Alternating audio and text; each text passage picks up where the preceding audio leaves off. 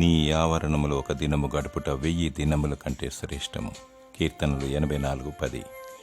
దేవుని ఆవరణంలో గడిపేవారు, ఆయన కట్టడలు విధులు పాటించువారు 1000 తరముల వరకు వర్ధిల్లుతారు.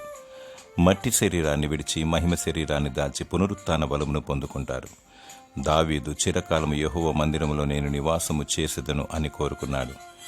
నీవు దేవుని ఆవరణములో ఆయన సన్నిధిలో గడుపుటకు ఇష్టపడినచో నీవు చిరకాలము పరలోక ఆలయములో వసించే భాగ్యాన్ని దేవుడు నీకు అనుగ్రహిస్తాడు. అందరికన్నా దేవుని ఎక్కువగా ప్రేమించాలి. ఆయన సన్నిధిని కోరుకోవాలి. పాపము, శాపము మరియు చీకటి లయమైపోతుంది. పరిశుద్ధత కలిగి నీ ఆత్మ బలపరచబడుతుంది. దేవుని సన్నిధిలో నిత్య సంతోషములు కలవు. విలువైనది చేపట్టు, ఔన్నత్యమును పొందుకో. నీ బ్రతుకు ధన్యమవుతుంది.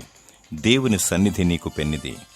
దేవుడు తన సన్నిధి కాంతి నీకు అనుగ్రహించి వర్ధిల్ల చేయునుగాక. ఆమేన్.